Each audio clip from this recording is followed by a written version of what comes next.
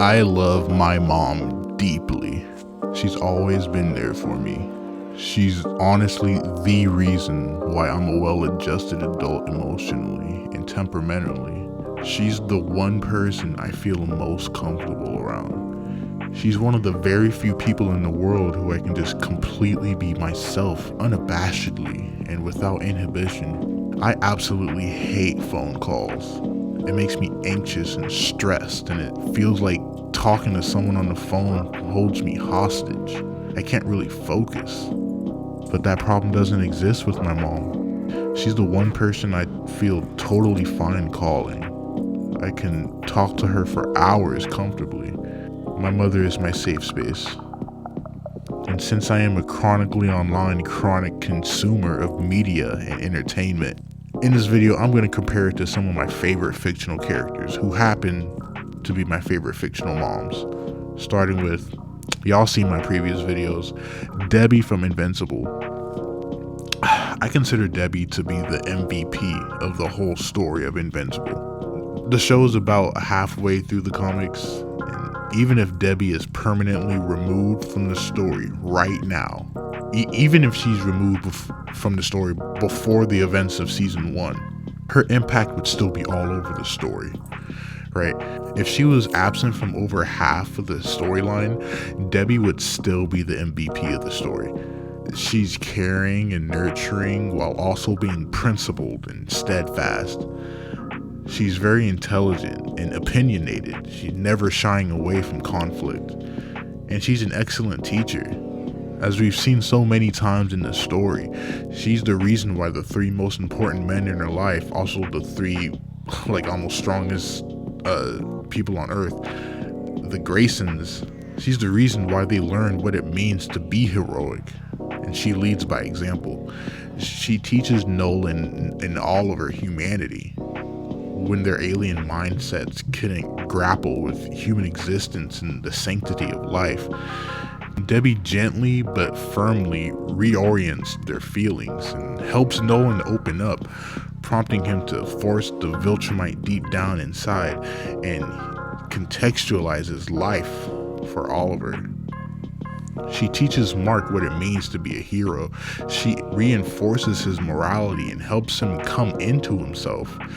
A lot of her advice to him early on isn't her teaching him something new, but giving him the space to realize and embody the person he already is. Now that's phenomenal parenting. How I feel about Debbie Grayson is how I feel about my mom. She gives me the space to be truly myself and is truly the MVP of my life. Some of my other favorite fictional moms include Yor Forger from Spy Family. She is so wholesome, dude, and she is fully dedicated to being the best mother she can possibly be to the best of her ability. She teaches us that you don't need to have all the answers to be a good parent, but as long as you're willing to grow and learn in earnest and become better for your child, that makes you the best parent in the world. She's so compassionate and empathetic and prioritizes her family over everything. And she's such a badass, right? She may be a clumsy goofball, but she's such a force to be reckoned with when she locks in, and she's such a joy to watch. I love Yor Forger. I love all the Forgers. And Anya Forger is the cutest anime character out, and I stand by that. Then there's Bellemere. One of the strongest themes in One Piece is that of found family.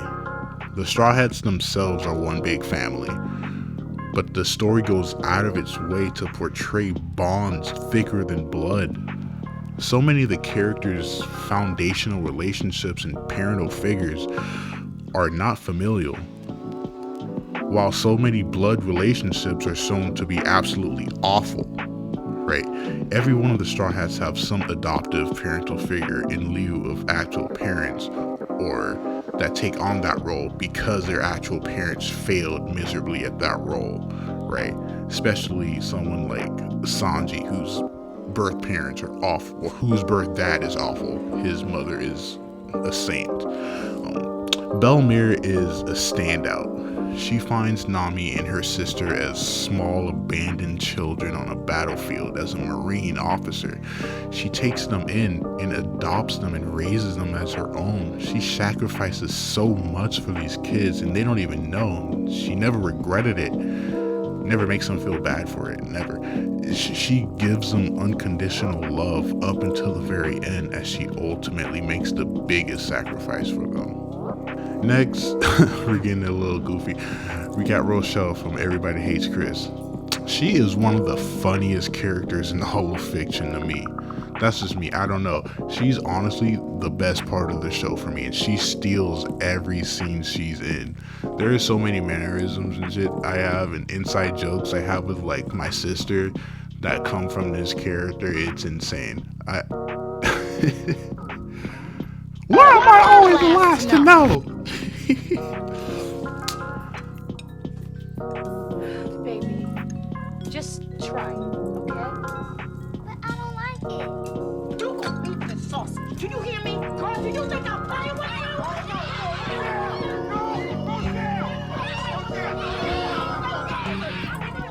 you? Also, Francine is also incredibly funny and one of my favorite aspects of American Dad. That whole family is hilarious, TBH, but Francine is a standout. Hey, Francine. Oh, God, my face! Trying to change my mind. I tell you one more time. It's none of your business. Now. I'm not good for you right now, Steve. You are so frustrating. I'm gonna go down to SeaWorld, punch a dolphin in the face. Another unsung hero in terms of, characters is Lois from Malcolm in the Middle. This show is so goated, man. And Lois is the quintessential unhinged, stressed out mother who gets zero time to breathe just because her badass kids are always doing the most. Then why is nothing happening? Look, we can't touch anything until the investigators sign off on the accident report. Start the crane. I just want this to be a quick video, so I'm gonna cut this short right now. If y'all want me to make a part 2, let me know in the comments, or if you want me to do a deep dive on any of the characters I mentioned in this video, shit. Until then, take care, Black Peppers. I'm out.